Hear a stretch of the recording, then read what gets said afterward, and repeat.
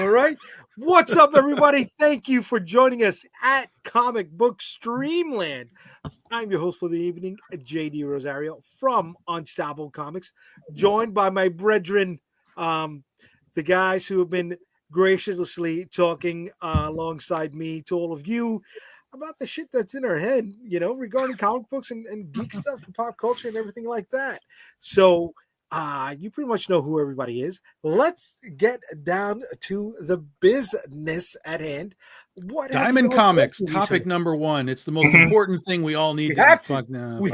But you know what? No. We'll put that on the side. No one cares. We'll put that on the side for a second. We'll come back to it.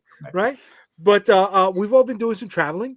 Oh, excuse me. Some of us have been doing some traveling. Excuse me. I was away. I was in Boston with the missus. We took a nice little trip. We'll go over that later. But Tom, you were at a convention recently, right? Where was this at? It's called Great Lakes Con or Great Lakes Exhibition or something like that. Anyway, it's Great Lakes Comic Con or some such nonsense over by Detroit. It's the only kind of the bummer to living where I am because really there are a couple of cons in Grand Rapids, but like there's like a con every month, like in the Detroit area. Like it's just constant over there all the time. And I'm like, fuck, man, it's like a 2.5 hour drive to like do this all the time.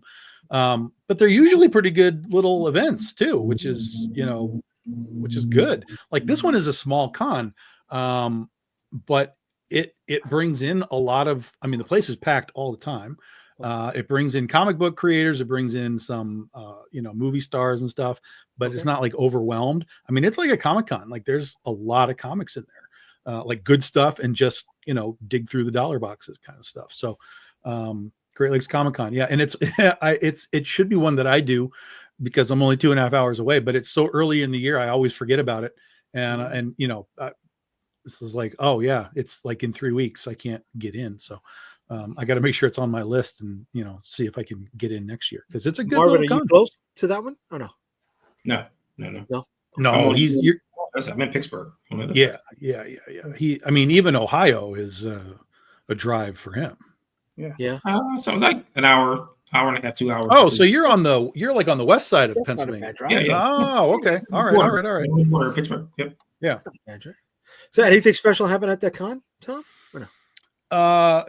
Yeah, the moment of the year happened. We're in February. Yeah. What do you mean? I know. I don't know that this is going to get any better. I don't know if it's going to get any better. Yeah. Uh-huh. So I went to a friend of mine who's a dealer, Jeff Ryder. He does a lot of like really cool old stuff, and he has a collection of collections, Bad Girl stuff, monsters, just like everything. And so I always go and see him because he does all these shows out there. And so I was talking with him, and the Superman trailer came up. The gun trailer came up. People were talking about it, and immediately when it was brought up, this one guy who was looking through boxes, he's like, "Oh my God, don't get me started on that. James Gunn is going to destroy the DC universe." And I just took a breath and I said, "Oh God, he just kicked the door wide open, right? Like, let's go through that door." And so I said, "You know what? The reality is, my friend, that Snyder destroyed the universe. He destroyed it to a point where he was removed from his place of being in charge of that universe. And the fans rejected 90% of what he did. And the only people that think that he didn't fail are the Snyder bros. And this guy, I think he thought he was on the internet because his next response was, 'Man, you better stop. We are going to get in a big fight right now.' And I said, 'Oh, door number 2 is open again. Like, let's go.' And I'm like, 'Listen, dude, I've lost a lot of weight, but I will still take you down if you want to do this.'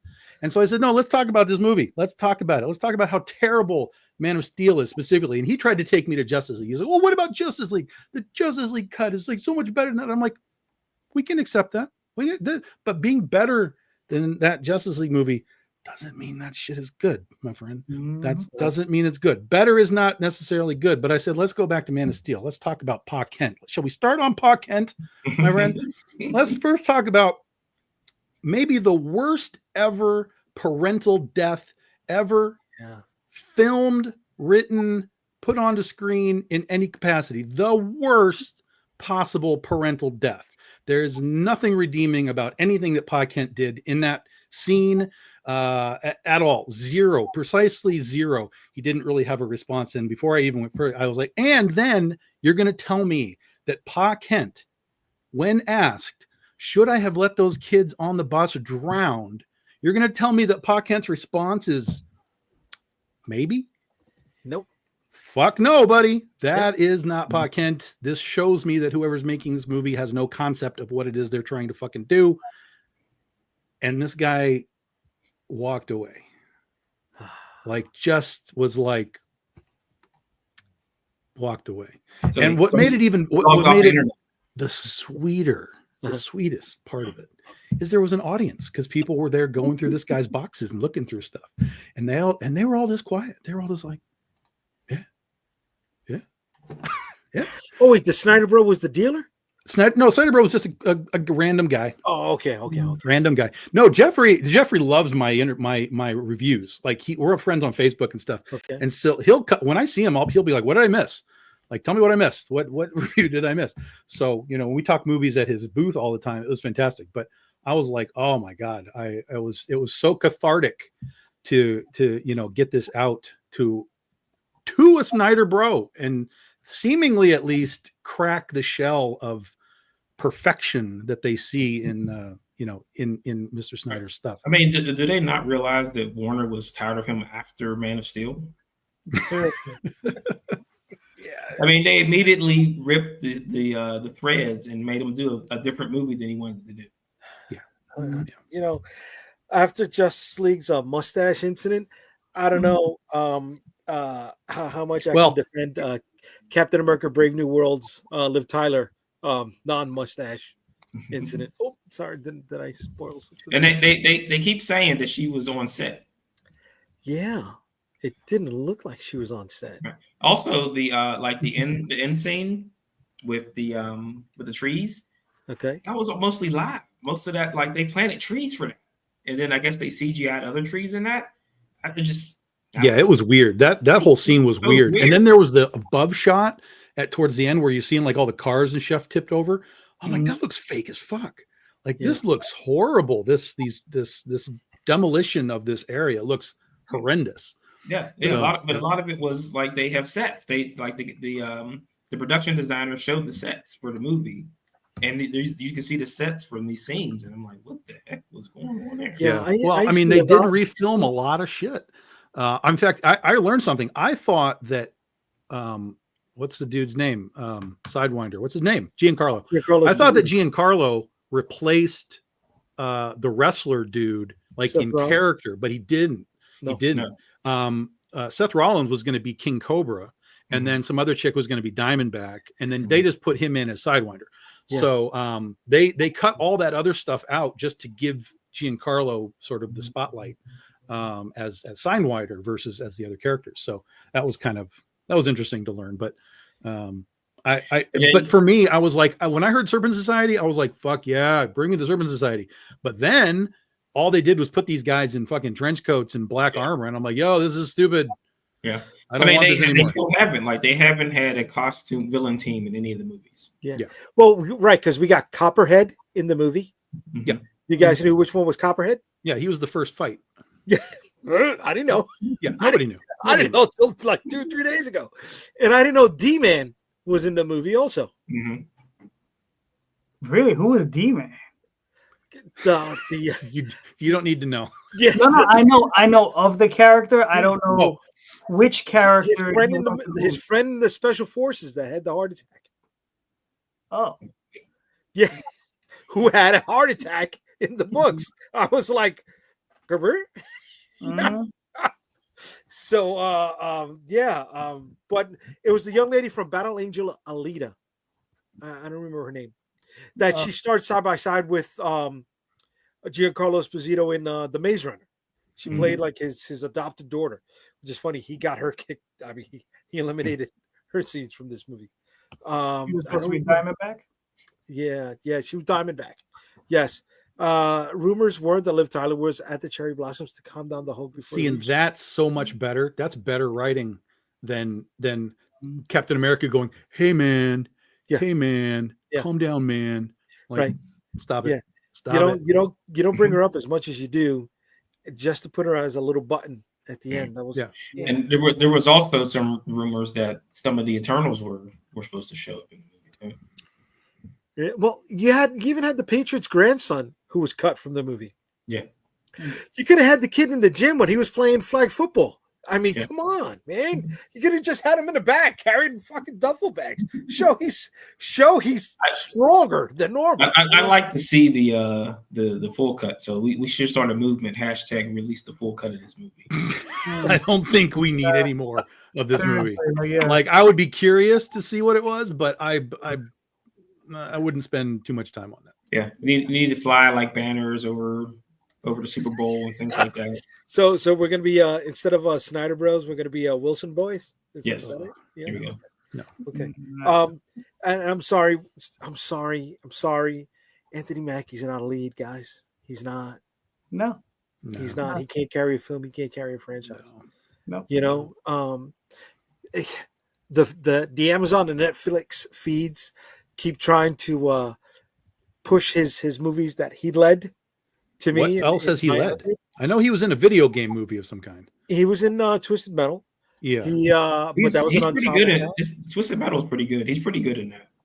Yeah. Then there was And a Netflix movie where he had a robotic arm. Well, but I think there's a difference between being good and carrying a film, right?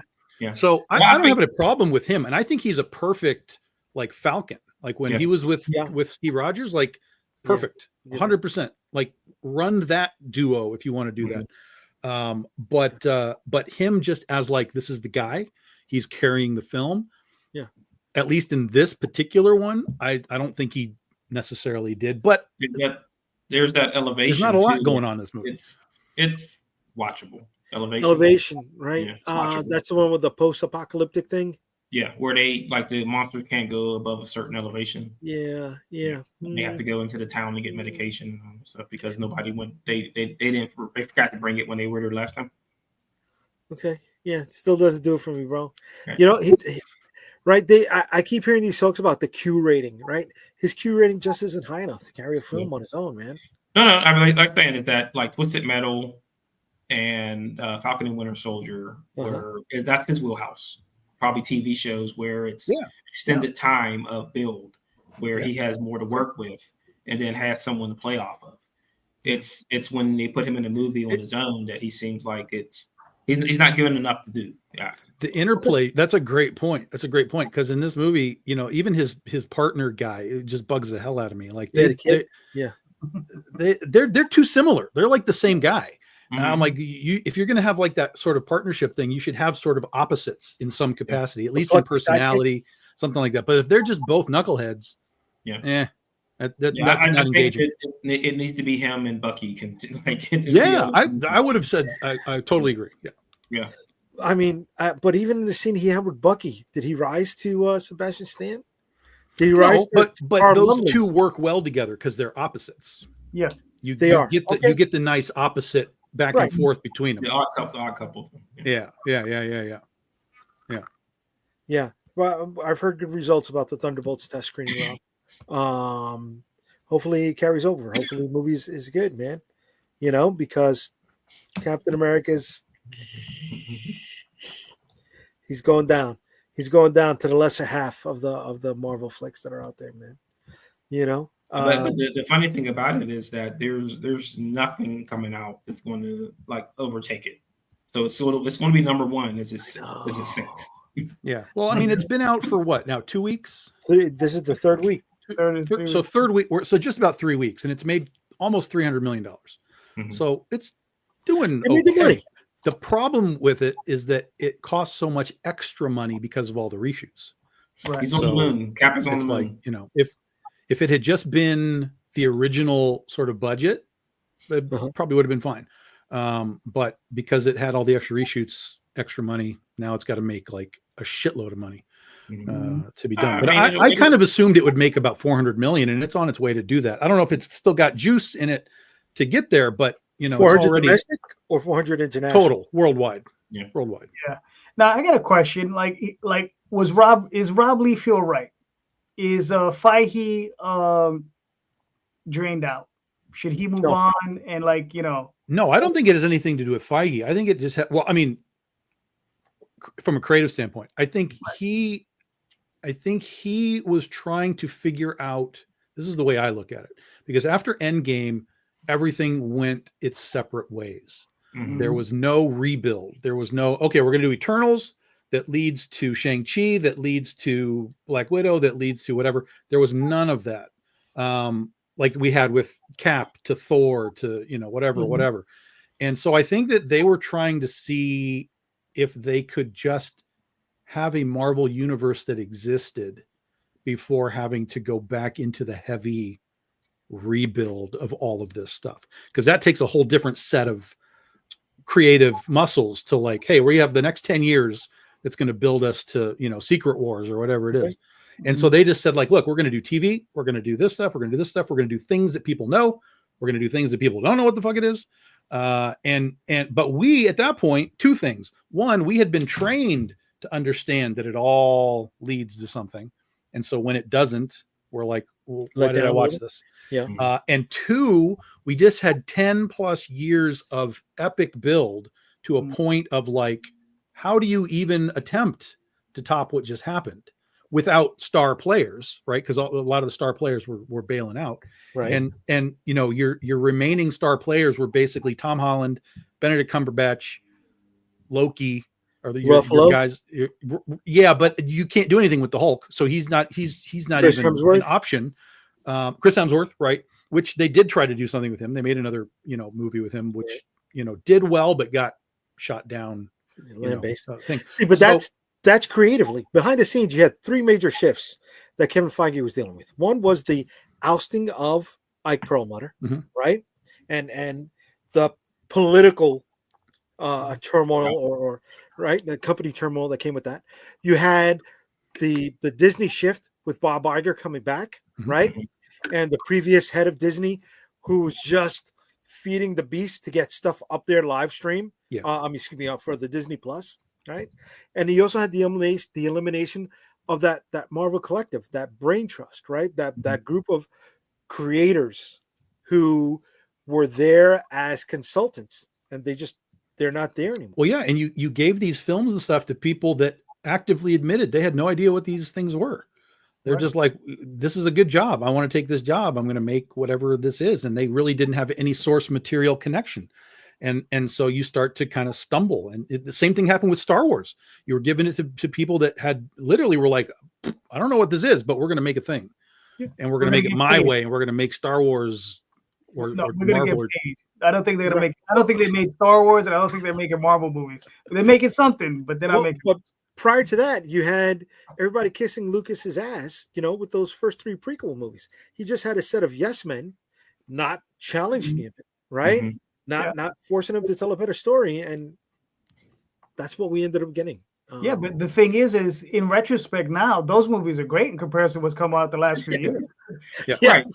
But when you go backwards on that, yeah. And when he was doing the original three movies, he had people in his ear, including his wife, telling him, "Hey, don't do that. Do this instead, or try this, or do that." Right. So it wasn't just his brain trust that made those movies what they were. But once you put yourself into a box and say that I'm not listening to anybody, like they when they showed it behind the scenes and they were talking about Jar Jar, and they're like, "So what do you think about that?" And everybody's like, "Yeah, that's really good." Like, dude, stop lying to this guy. Right. That's fair. But here's the difference between George Lucas and Kevin Feige. Star Wars is George's story to tell. Yes. Period. And so I've always felt like whatever it is George wants to tell me, that's what I'm going to listen to, and I don't give a shit about anybody else's aspect of Star Wars. Okay. Because this is what he wants to tell me. When you're talking about the Marvel movies, they're taking, in some cases, source material, translating it into other things. So you want it. And again, we've been trained to expect that. Infinity War came from somewhere, you know, all these things came from somewhere and became what it came on the film. When they start just making shit up and just throwing it on there, fans are like, well, this doesn't make any sense. This doesn't connect to the old, it doesn't connect to the source material, doesn't really connect to the films. Like, what is this exactly? Right. And then you start to create a disconnect. Right. Well, that's what we were talking about last week when I was telling you about how when someone hands in a script and then the script doctors get a hold of it. Mhm. And it can go through 6, 7, 8 script doctors, and all of a sudden it doesn't even look like the original script that the person wrote. So that probably was where your problems are, is you got too many hands on these things. And in some cases, you need to let the creators work and leave them alone. You And do. I think Yeah. they're going to learn that eventually, that just let them work. Did you guys? They just did the Razzie Awards. Were you guys Yeah. aware of this? Mhm. No. Yeah. So the Razzie Awards are the awards for the best everything in films, right? So Madam Web won worst movie of the year for last year. But what was interesting was, oh my God, what was Megalopolis.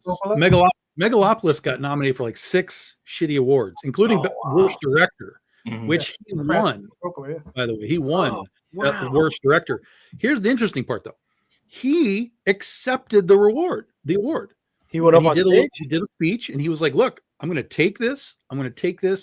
And be proud of the work that we did, because we have to be able to take chances in entertainment, cinema, whatever you want to call it, and we're too hung up on reboots and remakes and the same thing over and over and over and over again, that I will accept this award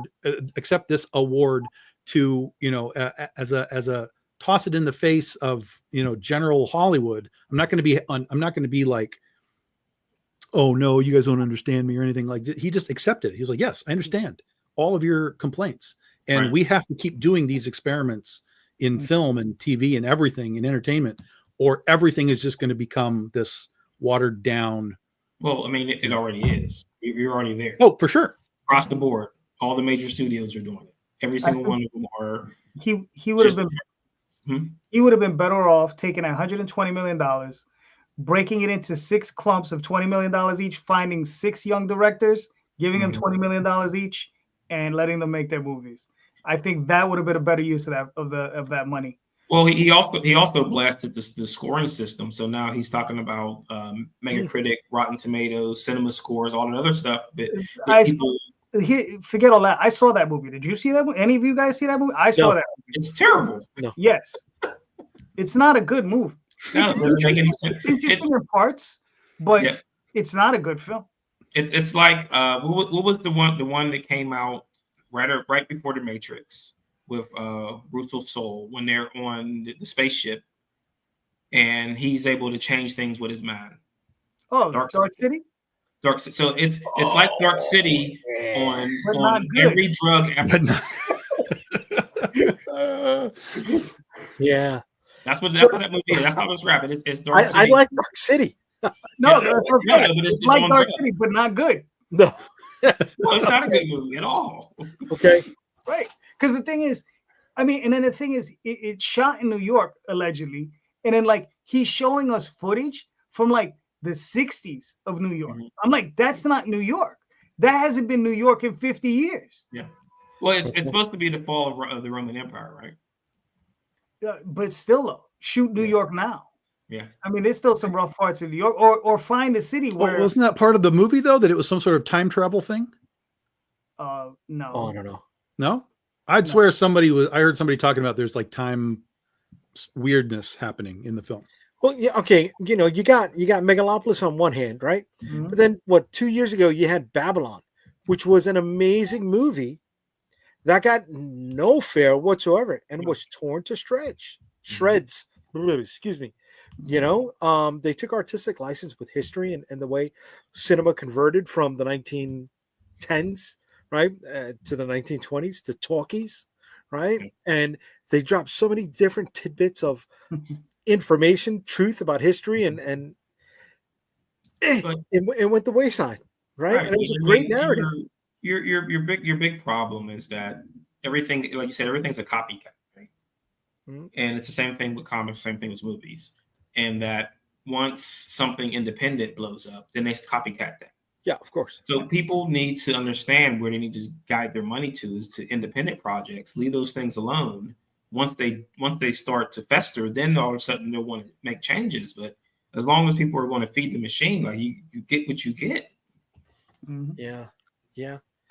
What was the biggest superhero independent comic book movie? Excuse me. What was the biggest independent comic book movie gross? Probably one of the Sin City movies, I would imagine. Or Sun City or Hellboy, right? Yeah, I would No. imagine. No, what? I think it was the Turtles. Oh, well, I don't consider them independent though. Well, it was the first. That was that company's. Wasn't that New Line's first movie? I don't know. Possibly. But again, when you, Yeah, I mean, you but bring up Sin City, that sequel to it was terrible. It was garbage. Yeah. Yeah. Mhm. So I mean, even though you have a good thing in it and you ride with it, all they did was let's just run it back and do the exact same thing we did before. Mhm. Sin City made 158 million. Sin City made 158 million. But let me tell you, I'd rather watch a Sin City movie any day of the week than watch a Teenage Mutant Ninja Turtle movie. So, None of them. none of them. Really? Yeah. Straight up, no fuck care. It probably was Sin City because her first Hellboy was 99 million. And what was Ninja Turtles? The original movie, Yeah. the one with Well, that one was with like Joker. in the 80s, like 88 or That's something, 90s. right? Yeah, 90s 90s. or early 90s, probably. 91, 1990 exactly. There you go. What did it make? 202. 202. 200 million, and that's really good for For 1990. that time? Hell yeah. Yeah. Mhm. Hell yeah. But you got to remember that one had the advantage at that point of, there was a cartoon, there was a toy line, like it was that thing was a thing before it was a movie, versus like Sin City, which is just Sin City becoming a film. But they just brought up Kick-Ass, the same thing. Like you had something good, and what did you do? You made a sequel, and it was garbage. You guys 2 was garbage. Mhm. 96 Did they ever million. do the Hit Girl movie or no? What's up, Lauren? No. No. No, they never. After the second movie bombed, it got canceled. Okay. But Kick-Ass was still a Marvel movie, right? That was out of their It's not a Marvel movie, no. Not a Marvel movie. It's a No, Mark Millar movie. I think they had left Marvel more. published it with whatever it was, Epic Okay. or Icon? Icon or something. Yeah. Yeah. They published it, but it was a Mark Miller film. Look at that. Yeah, I didn't know Robert Williams was going to be Howard the Duck. Thank God he wasn't. It would not have helped that movie at all. It's That like was- classic. What are you talking about? That was a shit movie. Yeah. You know, when they referenced it in What If season 3, I was just like, this was Jay, totally. did you get? I sent you a link for a toy. Did you pick it up? You a motherfucker. Did you send the link to Tom? I did. I sent it to Tom. Oh, I So- already was well aware. Ah, You want the laser blast alien? Come on. What was it? you know, I mean, The alien from Laser Blast. you Oh, want to talk about throwing money out the fucking window. And now you have this whole entire DC movie universe where they're announcing shit out the ass when they haven't released the movie yet. Yeah. Well, yeah, but That's see, that's the crazy, Marvel man. method. You got to show the fans that there's a plan, and because if there's no plan, movie audiences right now are trained that there's a plan. Mhm. So you're going to do Superman, it's going to lead to Supergirl. You're going to do Supergirl, it's going to lead to something else. That's the plan. And if you don't have a plan, your audience is going to judge your film in a maybe not so fair way, but Yeah, that's just what we've been trained for. Right. So the plan here is to make a figure of. Oh, you this. missed the special. This was $5 like 2 weeks ago. They were doing Oh a big. my The entire website was like 50% off. That is bad, man. That is Look, man, they got Awful. Puppet Master. That looks. What are you talking about? That's It looks- classic stuff right there, bro. awful. Looks great. I might actually order that. What is that? What is that supposed to be? It's Why is he about wearing this? yellow It's a boots? really bad mold toy of Yeah. the alien from Laser Blast. Yeah, How go about ahead. you give me the $35? I come by, kick you in the balls, and we call it a fucking day. All right? If you're gonna piss away your money, It's like that. $9.95 there. It's 9. Oh, excuse me. Pay over time for orders of $35. I bet the shipping is more than the Probably figure. more expensive there than the toy. Yes. Here we go. This is huge, though. Here we go. Mask Toys return. Yeah. What do you mean, So what? What do you mean, Have you Are you bought kidding anything me? they've done yet? Fucking 5 years old? Fuck yeah, I am. I don't know. Have you yeah, bought yeah. anything Mask, from dude. Suspect? It had G.I. Joe. It had Transformers. It had Grown Up Matchbox. It was fucking amazing, bro. Come on. You just like the theme song. Fuck Hey. yeah, Mask Crusaders. Fighting over time. Come You on. just got this bro. show kicked off the air right there. No, we didn't. We actually gained viewers, right? No, I think we got demonetized and Never. We got to go more than So 6 Mask seconds. Toys are back officially, or they've been announced that it's coming, or what? And they were presented at Toy Fair this Okay. this month. Okay. Yeah. So It's, they're releasing. was it Loyal Suspect? Subject? Loyal Suspects. So they're releasing the tractor trailer Rhino. They're releasing Thunderhawk, the main car, Condor, the little motorcycle, and Max. No, not Max Slyrack. Oh my god, I forgot the name of the main bad guy. But How much was this cost? Mayhem. Right, General Mayhem. Come and on, man. and the Venom helicopter plane. Yes. Yes, William, you need to ask him that. He hasn't looked at my background. Shit, you gotta see what's off on the side in that rack over there. We're talking about the G.I. Joe helicopter. We got Is a that bunch not a lot of of garbage? no, there's not a lot of fucking garbage. Not even garbage. What Okay. about the Hold Green on, I'm Lantern? sorry, I'm saying it wrong. Basura. No, not basura. You know what's funny? This here represents part of my timeline, my life. Right? We got. I mean, Why are you yes, pointing there's at new me? stuff. There's new stuff, right? But I got my sister's represented with the Chitara Thundercat all the way up on the top. I got my mom represented with the superpowers figures that she used to get me, like the Batman, the Green Lantern, the Wonder Woman. That's the updated He-Man and Battlecat. But that's the last toy that Dad bought me before he passed away in the 80s. In your face, right? So right, all this stuff is tying into me. Right? I'm not just you know. I'll be sure that we get it on the pile when you go, and then we'll set it on fire with you. Fuck yeah, we will. I told my listen, my cousin's not watching this because he's working at the hospital tonight, but he has a ton of Transformers. And I said, motherfucker, you better die after I do, because if not, I'm gonna go to his house. I'm gonna transform incorrectly every Autobot and Dinobot and Decepticon that he has, and then I'm gonna toss him into his fucking coffin so he can be buried with that shit that he can't change for all the fucking time. All right. Fuck Wow. yeah, bro. I love toys. Captain Planet, no way, brother. Captain Planet was no, that was the 90s. I was faded out. That was my college years. So I wasn't the toy geek then. Yeah. I mean, Captain Planet's for hippies. Captain Planet, G.I. Joe, and Cops all had the same storylines, where one of the characters was getting on drugs or something, and they had to rescue. I forgot my brother-in-law's Star Wars toys. He's got the Empire figures that we brought home after he passed. They're up there in the wall too. Things that my wife got me is represented up here in the wall. So yeah, dude, this is not just toys, right? This is the tapestry of my life and how it interconnects with the family and stuff. It's gonna sound fucking weird, right? I'm going to sleep as you talk. Dude, you shouldn't, because you know what? I knew Ghost Rider because my mom got me those little birthday grab bag stuff for all the friends, right? And he was one of the little tchotchke toys. She doesn't know who the fucking Ghost Rider is, but that's my first interaction with a character who wasn't one of the bigs at the time. In the 70s, who were the big four? Hulk, Batman, Wonder Woman, and what? Superman? Right? Those were the big four. Mm-hmm. Yes? No? Sounds right. Possibly. Yeah, they all had TV shows. They all had TV shows, right? Spider-Man was a cartoon, which we loved, right? But he never his live Well, action. he had his movies too. He had his movies. Yeah. But come on, Yeah, that the Red Brown Captain America stuff.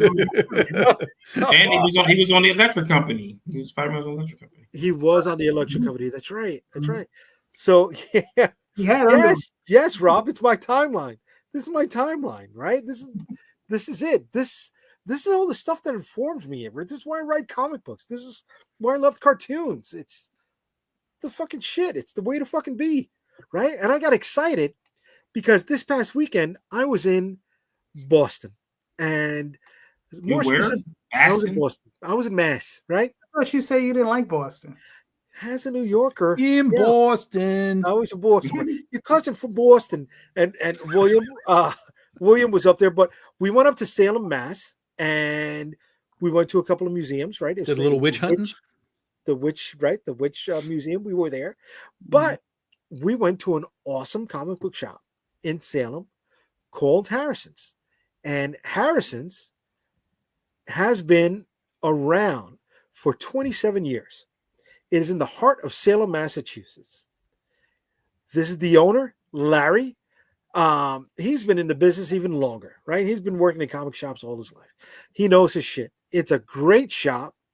And, after we picked up some stuff at the shop, we went around the corner to the Dire Wolf Tavern, where we had some clam chowder, New England clam chowder, and we were able to read our books in peace. It was an awesome, awesome trip. And I filmed a little video. Oh my God. Yeah, boy. Jay's going into the food critic business. No, not of the food, but of the shop. So here it is. Once you walk through the door, this is what you got. There's a lot of pink stuff on that show. Right. So you got your toys and you got some tchotchkes right through the front door, which is awesome. And get candies. Easter candy up there too. Yeah, well, Easter's in another month, right? Then you got some of those collectible glasses. This part breaks down to the toy and video section. Oh, I'm a little janky. Holy shit, I'm getting dizzy. Some back issues, but back issues tied into the theme. So they got Star Wars toys, they got Star Wars comics next to them. Star Trek toys, Star Wars comics next to them. So it's a great tie-in. Here's their staff pick. Look at that. 3 rows of books that are still on the rack. God damn, get a cinematographer. Man, seriously, do you know? I was trying to make sure I wasn't bumping into anybody, right? But look at this stuff, and he's got about 16 to 20 feet of just new. No, excuse me, he's got 24 feet of just new stuff up there in the wall, right? A huge back issue section. What I really liked here is it's not just the back issues are divided between not the dollar box, but right the less than premium books. So if you're looking for those gaps in your collection, you'll find that here, right? He's got his anime stuff going along the back, but this is great stuff. Look, he even has HasLab stuff up on the rock. You see, if you want a Galactus, Tom, you could go to Harrison's. That's a pass. But yeah, man, great stuff. Look at, it's not just here. The back issues are underneath, so you got 2 levels of that. But then you also have the premium books, not just the graded books. You got your higher end back issues, which haven't been slabbed, that are separated from that other section. Oh, you're not going to bring me that Atrigan poster? What are you doing? Oh, you're an Atrigan fan? Dude, that's vintage. That's vintage really? Showa era stuff, man. Oh, I didn't know that. What's going on? Yeah, that's old Toho. Really? We have I know a vendor that sells those. I see that guy all the time in shows around here. So, great shop. I loved it. I'm looking forward to going back there, whenever we're in Boston. And after that, we went to my Mecca. We went to the greatest place ever. Unfortunately, it's in Massachusetts. But we went to Sam Adams, the brewery, and I came back with a couple of growlers of beer that are not sold anywhere but in Boston. So, you chiming in with that earlier, Tom. It was a nice little preamble to how we ended up our day. So So do you guys, when you go on vacation, No, do you I don't visit go to some of the comic book shops? stores. No. Really? Why not? No. Why not? Usually it's depressing. Usually it's depressing. There's very few stores that are as elaborate as what you just showed us. That's the Agreed. exception to the rule. Agreed. And that looks like a fun store. I like that. I have been to some comic shops pseudo recently, but every time I go in, I'm just like, oh my god, this everything's overpriced. Like you're trying to sell toys that are $10 for $20, and it's just like. And I understand you're brick and mortar. You're paying a shitload of money for your building and all that kind of stuff, but it's usually just here's what it is. It's either depressing, like this is a garbage place, or it's just the same, right? Like everybody has the same stuff all the time, like all the whatever's new, basically. Like, oh, look at all this stuff, and it's like it's not that it's bad stuff, but it's like I've seen all of this, and I was talking about this at some of the cons that I've been going to too. I'm like, where are the booths that have the weird, interesting things anymore? Everybody just brings Pops and McFarlane, toys, and like it's just all the same. It's it used to be that you could go to a Comic-Con and there'd be like one dude that has just like a shit ton of anime stuff, like 80s, 90s anime stuff. Not just like One Piece and fucking Pokemon. Like, who cares? Everybody has that. Everywhere you go, that exists. But show me the stuff that's harder to find. It's like everybody that does that just sits at home and puts it on eBay now, rather than going to their local con. And some of these shop owners have stories, not just what they're selling. Right? Some of these guys have been around the block. I went to a shop in Long Island out here in New York, and I didn't know that Steve Ditko and Jack Kirby lived right there in the neighborhood. He was 2 blocks away from the Long Island Railroad stop that Jack Kirby drew in one of the Captain America issues. I was like, that's fucking awesome, man. He said Marie Severin used to go into the shop all the fucking time. That's history, right? That's stuff that's getting lost on the generation that's coming after us. Isn't that stuff that maybe our generation who came in during the best time in comics should promote? Should be able to the best time of popular culture was the 80s and into the 90s. Mm-hmm. And some skirting of the late 70s. That was the best pop culture era of all time. And we're stewards of that, right? Yeah. So Calderon, Marvin, when you guys go on vacation, do you find it as depressing as Tom going into some of these shops? Or do you guys look forward to going to different shops? And the question is, when do you guys have time to go on vacation? When we go to conventions, we stop in the comic shops. Okay. And like I've seen different stuff in some of those stores, but this is like stores in like Massachusetts and Ohio and stuff like that, where it seems like that those are like channels. So we see a lot of these people that are in those shops at conventions here in Pittsburgh because they just follow 79 to take them right up in between Pittsburgh and New York and Ohio. All right, I'll tell you about 2 very specific times. Thank you. We went to Paris, Daphne and I. And while we were in Paris, I remember we got up really early. We were going to a museum to see some ancient tapestries, right? Some ancient unicorn tapestries.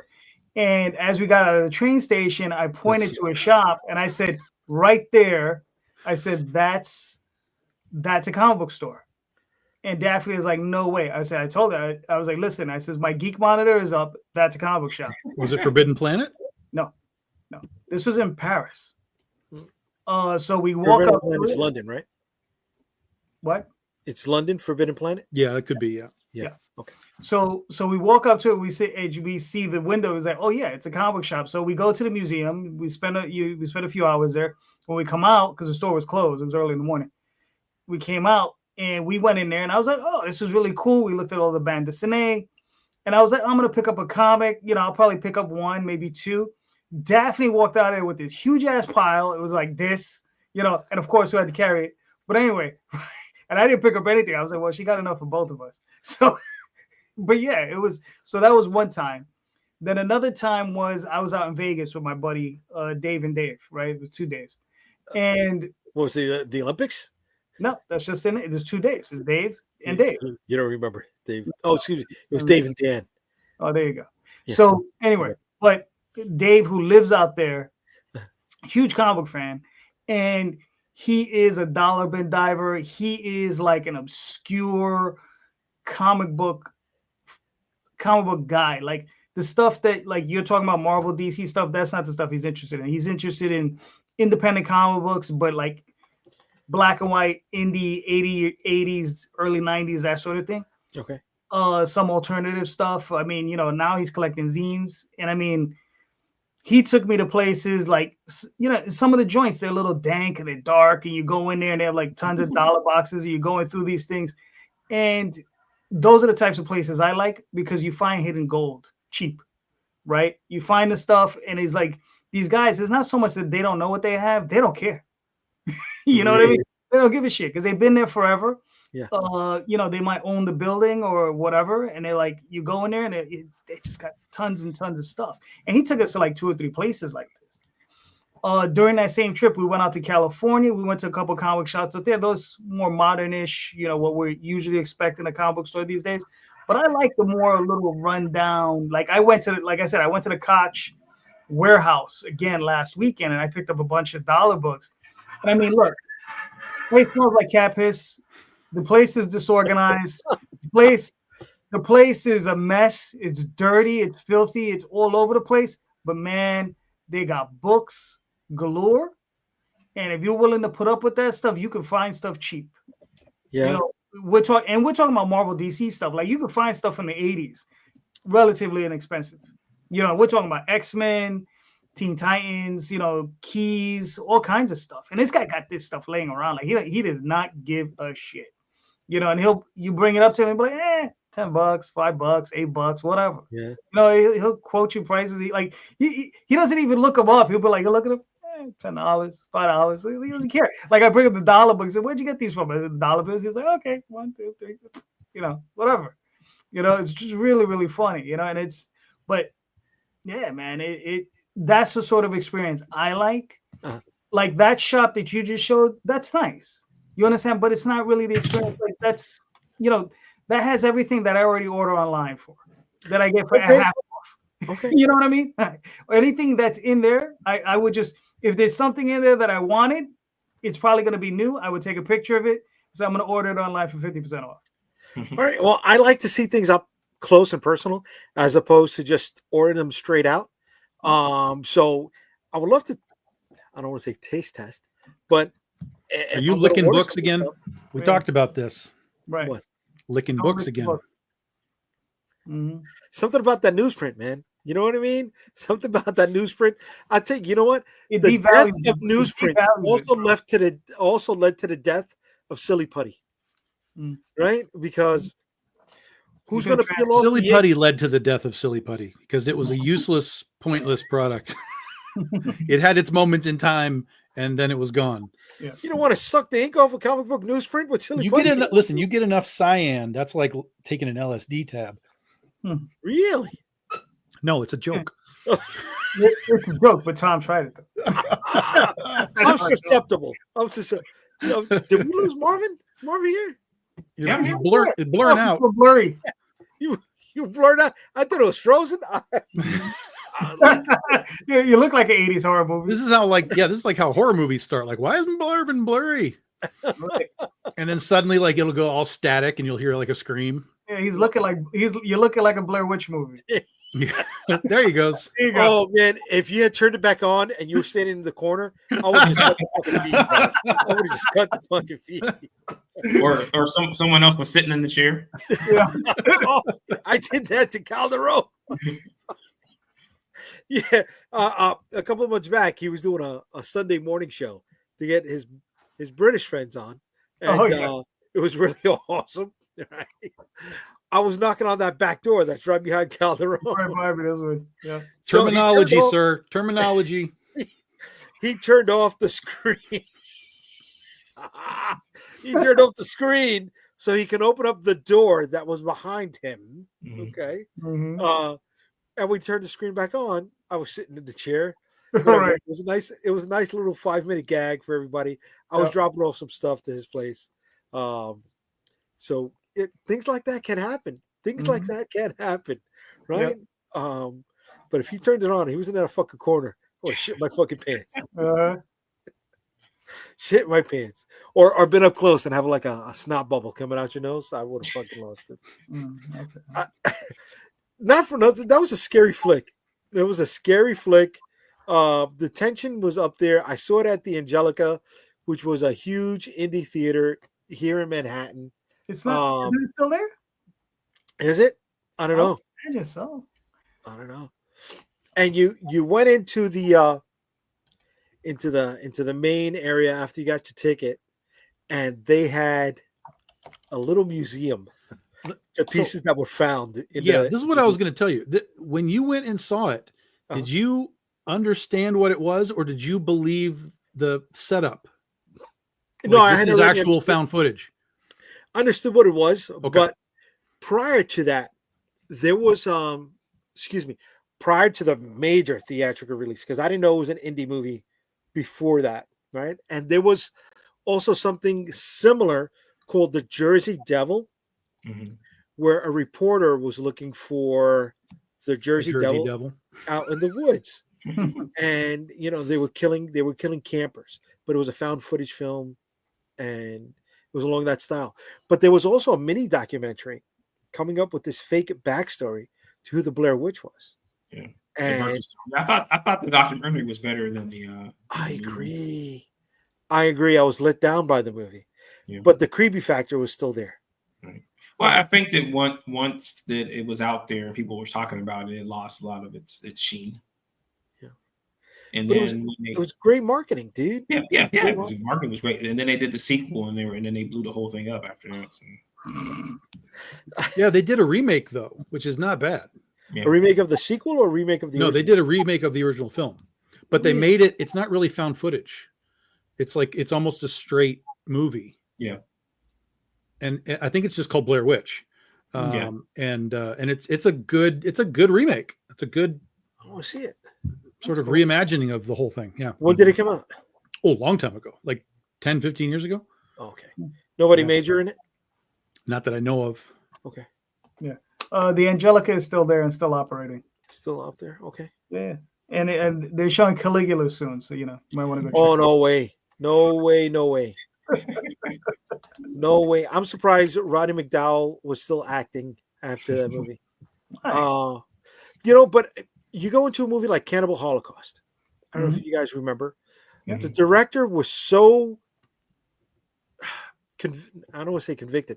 He was so tied to his beliefs that he had a couple of the actors just not disappear, but stay out of the public eye, and it went to court, right? Because they believed that this man had filmed people being killed in the Amazon.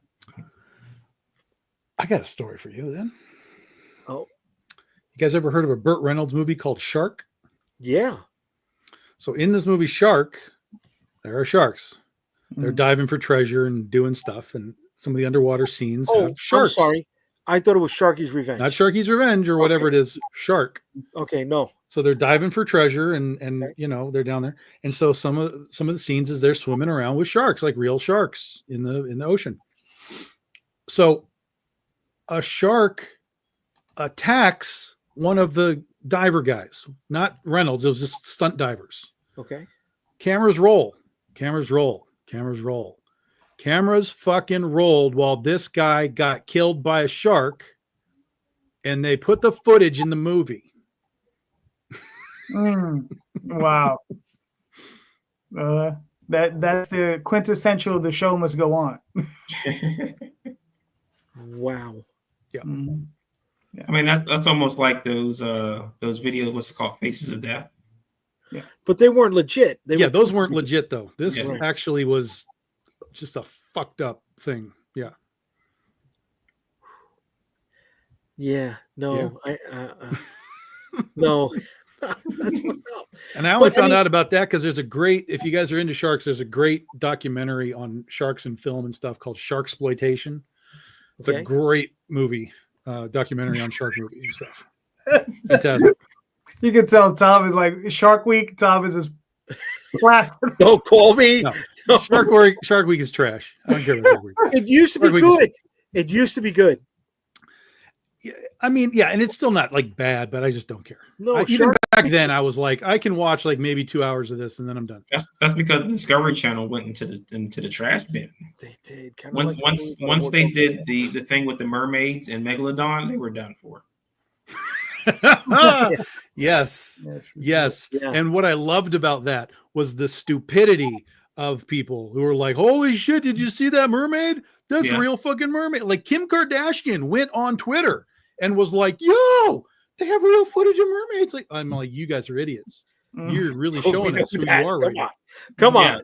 Come They had on. they end up apologizing for doing that. Yeah.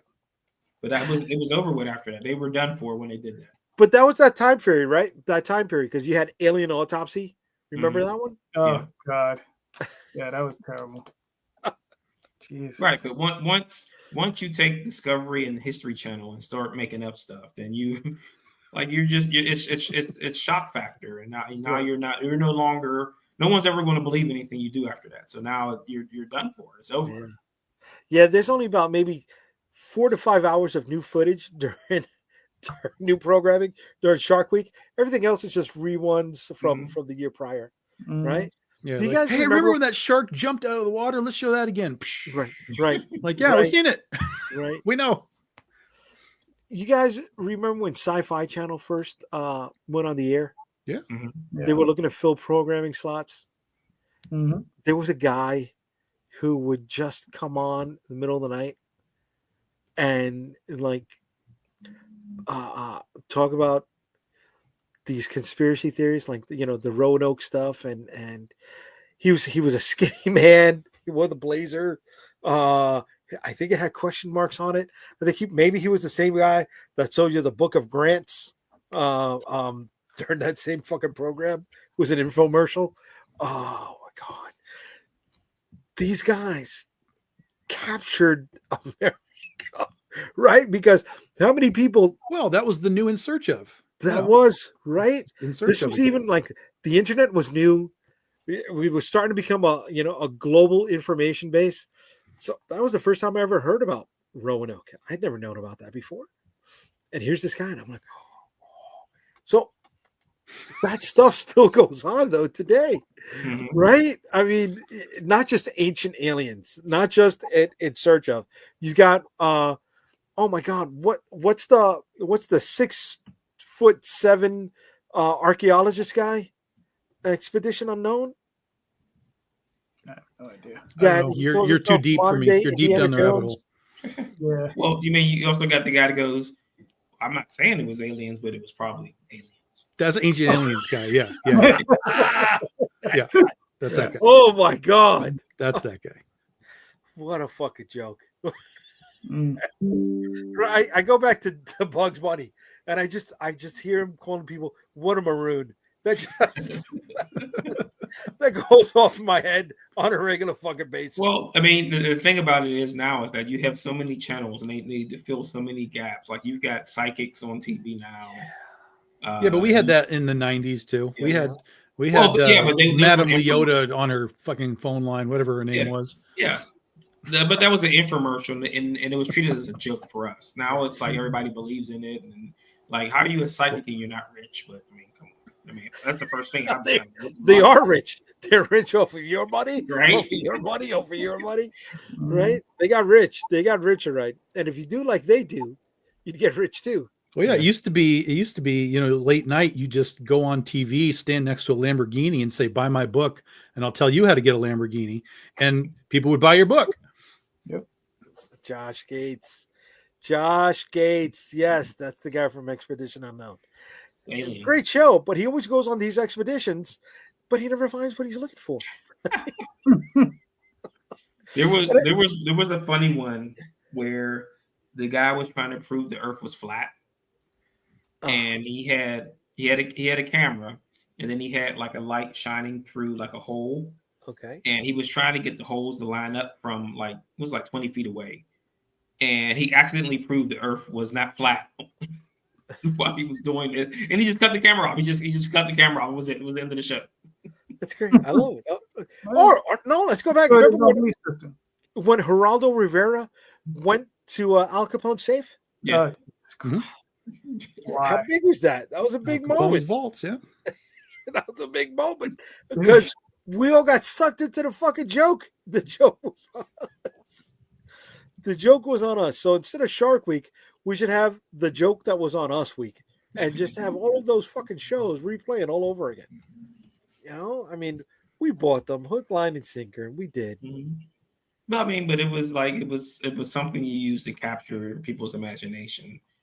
That's it's really hard to do that now because there's so many voices in people's heads all the time now. So it's too much going on for you to focus on something for more than like 10 minutes before the Well, next thing. and even beyond that, we've been trained to know that all of this is bullshit.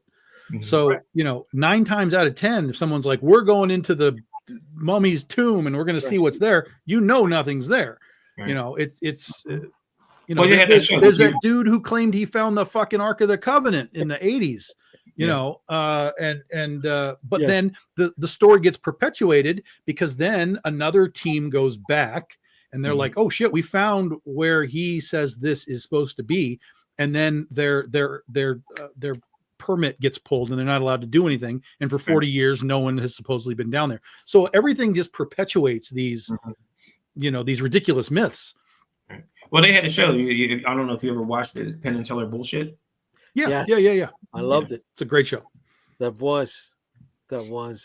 What stands out in my head is the chiropractor episode. Yeah. And the recycling episode. Yeah. But the when they were getting the water at the restaurant, it was just like water from a hose, and they kept telling them it was like this spring water. And they're like, this water is a lot more crisper than regular water. Like, you silly. Because it came right from the tap, you fucking maroon. Not even from the tap, from a hose. That makes it even worse. So, as independent creators, how do we find these guys? Why would you want to find them? Because they're going to spend money on whatever comes their fucking way. It might as well be our books. I'm going to tell you the secret. Go ahead. Think about all the stuff we just talked about, right? All of it is marketed as an event. All of it. That's why Kickstarter works, because it's marketed as an event. It's a finite event, 3 weeks, 4 weeks, whatever it is. It's a finite event, right? But whenever we do comics in the real world, Comic-Con or whatever at the store, there's no event. It's just, here's what we got. Here's what we got. Here's what we got. We'll have it at the next con too.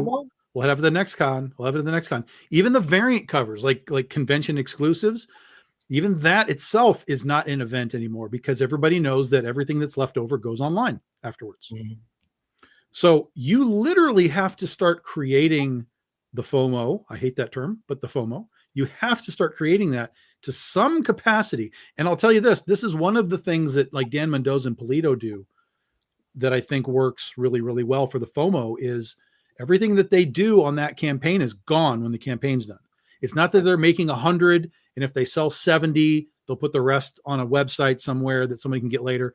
That's it. These are for your campaign, and when they're gone, when the campaign ends, those are gone. Now they still make more variant covers, and just do more and more and more. But everything that's in that campaign is gone when the campaign is done. That's true, realistic FOMO, and then that builds the collector base, that builds the FOMO base, that builds the fan base that's like, oh, I need to make sure I get them all now or they're going to be gone. There's no events at any of these places anymore other than, hey, my guy is here, I'm going to get it signed, obviously. But there's nothing like, you got to come see this booth right now, because if you leave after today, you're not going to see this again. That doesn't exist anymore. But that's everything that we just talked about. That's Geraldo Rivera. Guys, you got to be here Friday night because we are knocking down these walls and we're going to show you what's in Al Capone's vaults. That's it. And everybody shows up. Now, what you need to do, though, let's be very clear. When you do those sort of monumental events, you better have something to show them. Don't be like, yeah, you need to come over here and then show them an empty booth. That's not going to work. So not a flea circus. You don't want no flea circus. That's right. No flea circus. Yes, that's correct. Correct. But trying to make yourself a draw at a convention, Mhm. that's the hard part, right? Trying to make your stuff the must see, the must go to location. Drawing up that traffic. Wait till you see what I have in mind. Oh. For what show? Not this year. Not this year. I'm still plotting and planning Okay. how I'm going to do this. I'm going to talk to a few people and get some thoughts because they're very good at what I'm thinking about how it should work. Uh-huh. So but you've done San Diego before, right? sure. Why in the heck are the hostels $200 a night? Because they can get it. San Diego. Because they can get it. Yeah. Yeah. It's crazy. Like the pods, it's like a dormitory are $175 a night. Dude, if you go to San Diego 2 weeks after the Comic-Con, those same pods would be $25. Hotel room would be $60 a night. It's crazy. Yeah. It's just I mean, what are the numbers? Is something like 300,000 people converge on San Diego for those that week? Like it's ridiculous. They can get whatever they want. So is it easier to stay outside of the city limits and drive in every day? Yes. Is it cheaper? Yes. You can literally take the train. Yeah. The train will take you all the way up to Hotel Circle. Mhm. And it'll still be expensive just because, but it won't be crazy batshit expensive up there. Right. And then you can just take the train. It drops you right off in front of the convention. Yeah, I went 20 miles away, and like the prices were reasonable, but still not cheap. Yeah. Really? I'm Well, that's telling one you. of the reasons San Diego wanted to leave the area, right? SDCC. Yeah, but I mean, they no never matter the situation, the convention center's at the damn beach, so it's going to be expensive. Yeah, no matter they what. want to move because of expansion. They want to be able to keep growing and growing and growing, and that's why they keep talking about San Diego or Las Vegas, Vegas, because yeah. Las Vegas has monumentally gigantic convention halls, Yeah. and even multiple. If they wanted to do multiple, they could just use multiple halls. Right. But with San Diego, they've maxed out their expansion. But the problem with Vegas has the same issue New York has. If they go to Vegas, it's another day for anybody in Vegas. It's like whatever. Like New York Comic-Con happens in New York, and even though there's a lot of people that show up, New York, you ask the average New Yorker, they're like, yeah, whatever. But if you go to San Diego, the whole city is decked out for that show. Mm. Yeah. You know, whereas if you go to Vegas, they're like, yeah, there's something happening over at the convention center. I don't But know. there's always something happening. Right? Yeah. Exactly. Events, So- no matter, like the Right. amount of events happening in one day in Vegas, like trumps like mostly any other city in the country. Right. Well, I mean, New York, there's always offsite activations as well. I don't know if it's like that in San Diego.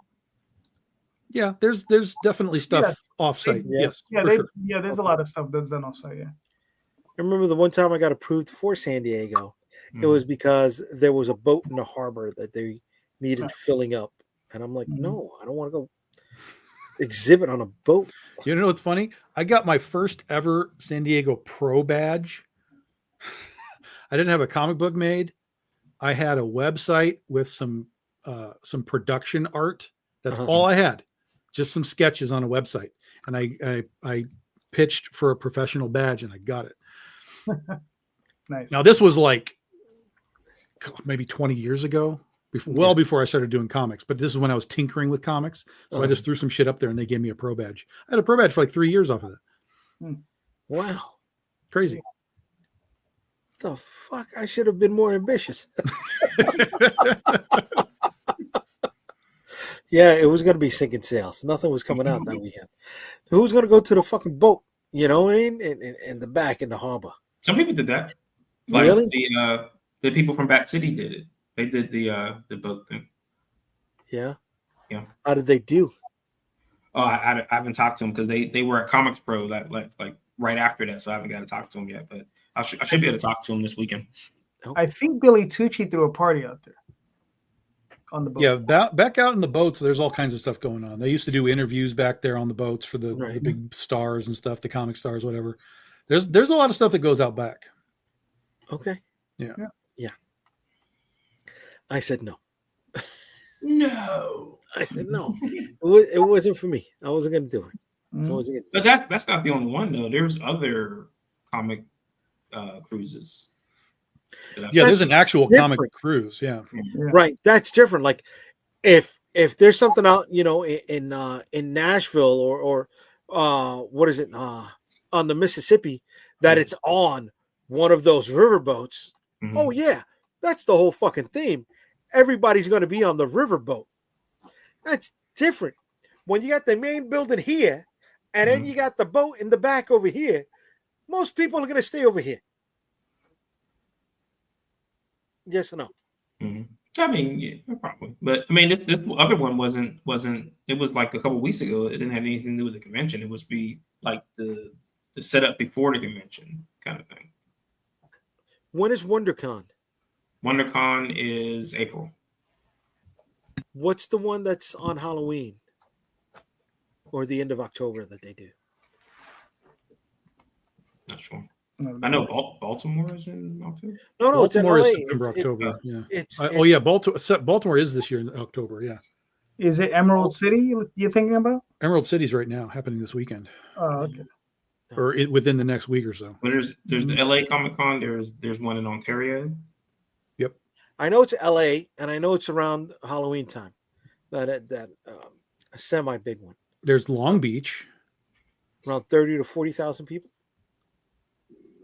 It used to be a big show. I don't know if it still is, but I can't think of anything in Long Beach. Yeah, Long Beach and Ontario. Ontario are the people that used to be part of Long Beach, and they were like, "Fuck this," and they went and did their own show. Oh, really? Yeah. Wait, Ontario, Canada, Ontario? No, Ontario, California. Oh, okay. Okay. I know in New York there's a convention this weekend, Calderon.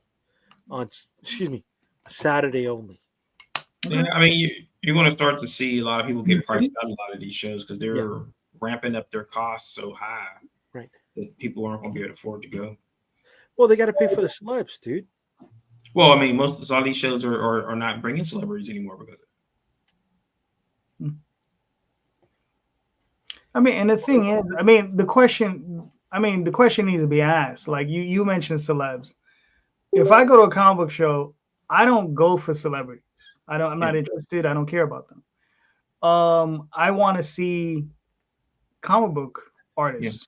Yeah, I want to see Arthur Adams. I want to see John Byrne. I want to see Chris Claremont. I want to see Frank Miller, so on and so forth. Mm-hmm. Right?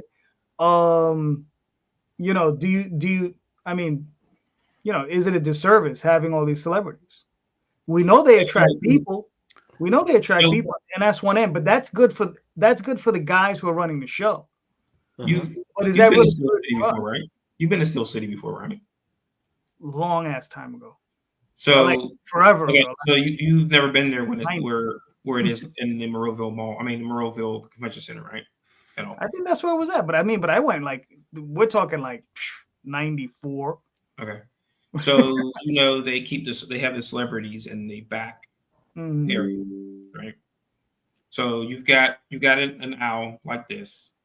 You've got two entrances in there. You got one in the back of the convention center near the doors, and then you've got one in the middle, and you've got the food stand next to it. Then you've got a drink stand next to it. Okay. We would be in the row because the bathroom is right there by the drink station. And every time we were at that show, in the middle of the afternoon, there's nobody moved. Nobody can move. There's no movement at all. So our table's blocked. The people next to us table's blocked. The people in front of us are blocked. So it's like detrimental to that convention center to have so many celebrities there. So what they did was they moved into the hotel. Hotel shut down. They closed the hotel. Oh, wow. So they had to build a tent in the winter outside to house the celebrities. They bring 30 to 40 celebrities to the show. Then they got in trouble from the fire. The fire department came and told them, you can't have all these people in here. It's a fire code violation. So they've outgrown the area where they're at, but they get such a good deal, they won't ever stop using it there. But they keep inviting 40, 50 people to the show. So that cuts out dealers, that cuts out creators like us. We don't even do it anymore because it just doesn't make sense. You've got like a minuscule amount of artists, and then they always, every year, they fly in someone from LA, ignoring us, and fly someone in from LA to be their creator guest. Right. Because I mean, the only question I would ask is like, while you're packed up like that, and you have these people in front of your booths and your tables, are those people receptive to buying your stuff? No, there is always I can't afford it because I have to buy a photo from XYZ. Corey Feldman. Yeah. Yeah, Right. the only way that it works is you have to have both. So you have to have your celebrities, but then you have to have celebrity comic book people. Mhm. Like you need to have Ryan Otley there. You got to have Art Germ there. You got to have celebrity comic book people, because then the people that are there for Mark Hamill go see Mark Hamill, but the people that are there for Ryan Otley, they go look at comics. Right. And Because They don't- we are not draws, guys. I'm sorry. no, we're not draws at all. We're not. We might be semi-local draws if Mhm. we're consistent within our tiny region. Right. But if I go to wherever, California, it doesn't mean anything. I'm nobody. But They just don't even- just the idea that a place like C2E2 has Mm-hmm. a artist alley that is the size of a con all by itself, and that place is absolutely packed at all times. Yeah. And then you've got places like Heroes Con, which is a big giant artist fest, and it's packed and people are there for comics. It can be done, but you have to give people a reason to come for the comic book side. And then hopefully whoever is promoting that show would be like, okay, we're going to have these 20 stars, and then we're going to find, 20 other dudes to mix into it. Mhm. But those 20 dudes will be enough draw to bring comic book people in. That's got to be your hope. Yeah. Right, but like Heroes doesn't. They don't bring in. Their celebrities are the creators. They don't. Right. Yeah. That's what I'm saying. Comic book shows can work, but you've got to have the celebrity guys. Yeah. If it was just us showing up at Heroes Con, they'd be like, well, okay, I guess. Well, But I mean, We're celebrity people right now. Peach Right. Momoko, yeah. right? And you're not gonna get ticket sales for Jim Starlin. Sorry, right? We They may don't pop for let- Jim yeah. Starlin. Old, that's a whole different category But of famous. that fire's dying out. We're not the one that they're looking to sell to anymore, guys. We need to admit that. Right, but I mean, No, we that's have to be false. able That's to- false. We Yeah, are the no, ones. yeah. We are the ones, because Why? because if you're assuming that like Gen Z and millennials give a fuck about any of these new guys, they Right. don't. Comics These is new in trouble creators. because they don't care. Mhm. Right. That's our problem. We exist in this world where Jim Lee and Chris Claremont, like we just say Chris Claremont, right? These guys are 50 fucking years of comics. Those are the guys that are the stars of comics. Then there's sort of the next level of stars, which are a lot of these comic book variant guys, like a J. Scott Campbell, for example, and Art Germ, guys like that. That's sort of like the next level down. They're not modern guys, but they're more recent. And then you get down to the newer guys that are relatively new. But hardly anybody knows who those are unless they're specifically buying those books. It's not that they're bad artists. It's just like they're not at those other levels of like, we want you to come to our show. We'll pay for your hotel and everything. They're That not, kind of crap. they're not paying for Humberto Ramos to go to the show, even though he's a great artist. He's not a draw. Depends on the show. I It- mean, yeah, and it does. It depends on the show. Exactly. Right. Well, a depends lot on- of those shows, when they don't have celebrities, are able to keep their ticket prices down. Like Steel City is like $30 Jesus, for a that's day. a lot. So that's a killer too. And then on top of that, you have to pay for the celebrities. You have to pay to see them. Then you have to Right. pay for the autograph. You have to pay for the Right. picture. So Right. you're in $200-$300. You got money for nothing else. Right. Right. That's why this year in New York they had a fan fest, and it was just celeb photo ops. That's all it was. Mhm. They had a mix And of then- wrestlers, athletes, new and That's because former. the conventions know they can turn and burn that stuff Yep. and Yeah. make their money. And Right. Yeah, And then And I know people that were planning their day around, I'm going to go take a photo op with this person. oh yeah, I'm and they plan to gonna stand in line for 4, 5, 6 hours. Right? I've seen people that are like, oh, this star canceled, so I'm not even going to the show now. I'm like, there's nothing else at the show except for that dude. Like, what the fuck is wrong They with paid you? for problem that is that ticket. these shows are no longer about the love of comics. It's about the love of commerce. Yeah. Right. Yeah. Not a love about the art form. It's not a love about anything like that. It's a love about commerce, and that's it. It's a money making venue for the the guys who are promoting and making the show. Mhm. I get it. Everybody needs to make a buck, but I would like to see more pure shows, right? And those are harder to come by because shows are expensive. Yeah. But I don't understand how they're like my friend Dave. He goes to zine shows, right? They're like $5 to get in.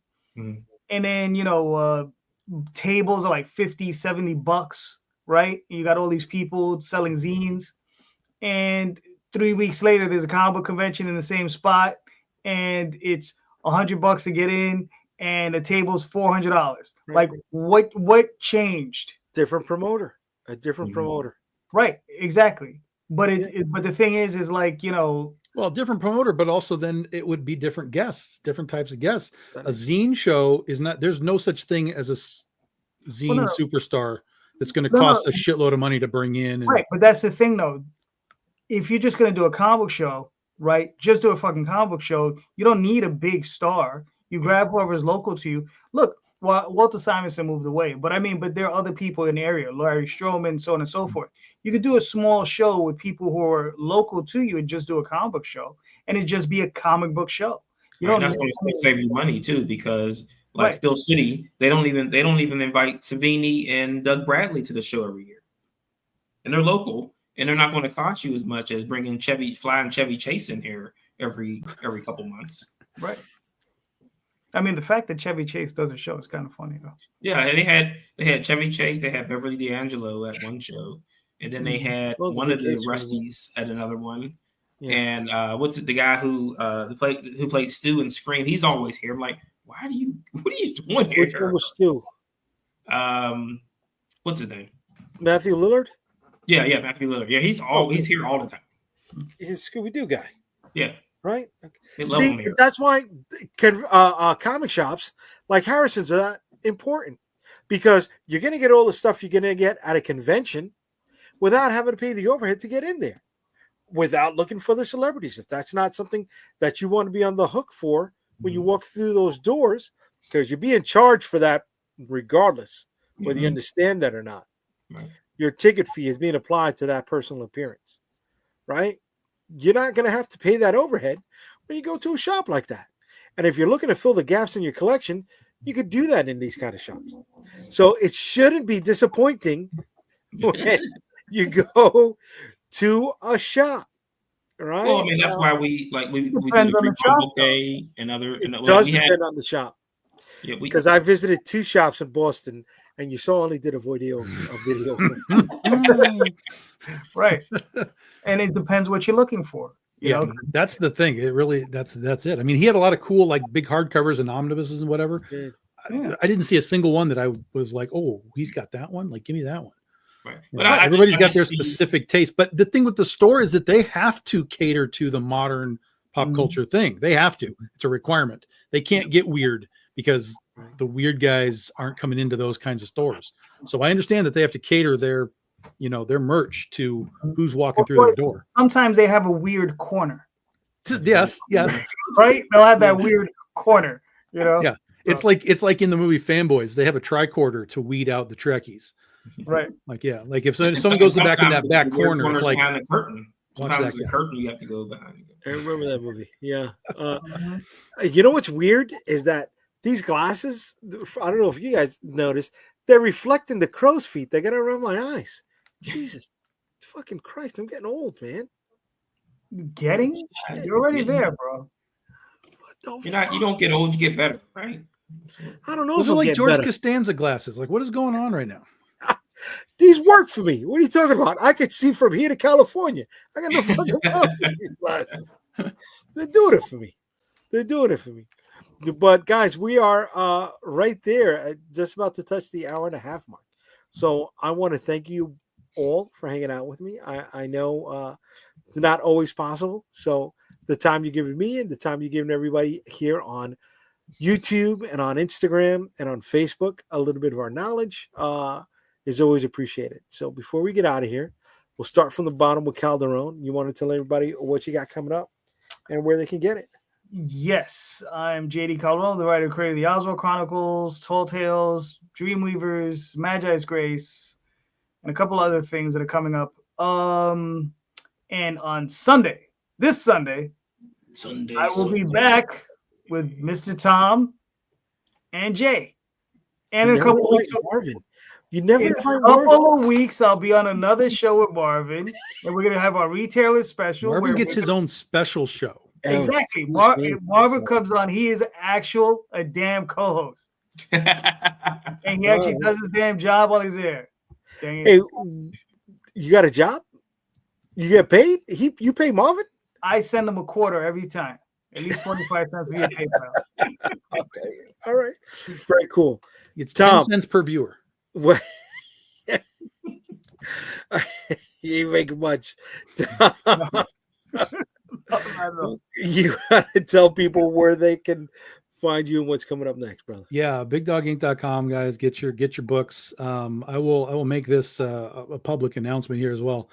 We are pushing back all of our Kickstarter stuff this year, at least for the time being, because I have some family issues that are starting to pop up, and I don't want to be dealing with that while launching Kickstarters and all that mess. So at least for the time being, the launch that we were going to have Penny for Your Soul on the 8th of March, we're going to push that into April for right now. And then once we kind of get through March and towards that date, we'll see where everything else is going to fall. But we'll make that official first announcement right here. And I'll still be on JD's show on Sunday. So we'll tell everybody again there, but yeah, it's I didn't want to have to do it, but there's just too much at once, and just got to deal with what we got to deal with. I understand. I'm sorry. I hope things work out for you, buddy. All right, Marvin. You want to let everybody know where we can find you? You can always find me at comicsburg.com, where you can find all the socials. This weekend, I'm packing stuff. So I'm doing Kickstarter. Ooh, Nice. Yeah. I don't know whose book this is, but it's not mine. So one of you guys is going to be in your box. Listen, but- don't bend my copy like that, bro. Oh, Give me a new one. I want a new one. Oh, he licked it. Oh, you know what? Just write his name on the cover. Write his name on the cover This right one's now. mine. This one's mine. Con season starts next weekend, so we'll be at Du Bois Con. That is one that we invited to that show, so we don't have to pay anything, so we get anybody. So we are the featured guest at that show. So, so we'll be doing our Script the Store panel, other things. And then in end of March, we have another show, Pittsburgh. So it's the Zine Fair here in Pittsburgh. This one is coming back. So it was Pittsburgh Indie Expo before. Now it's Pittsburgh Indie with an X. Now it's with an E. So this is brand new coming back. So we are the special guest at that one too. So like with our buddy Jim Rugg. Jim Rugg will be there. So Cool. Very cool. All right. I am JD Rosario from Unstoppable Comics. You can find all of our stuff over at unstoppablecomics.com. I want to thank you for checking us out on Comic Book Streamland on YouTube and on Instagram. Please hit that like, the subscribe. Let us know, because we're not making money here. But if you like what we're doing, if you like what we're saying, please support our books. Okay. And thank you all for hanging out with us. Have a good one, people.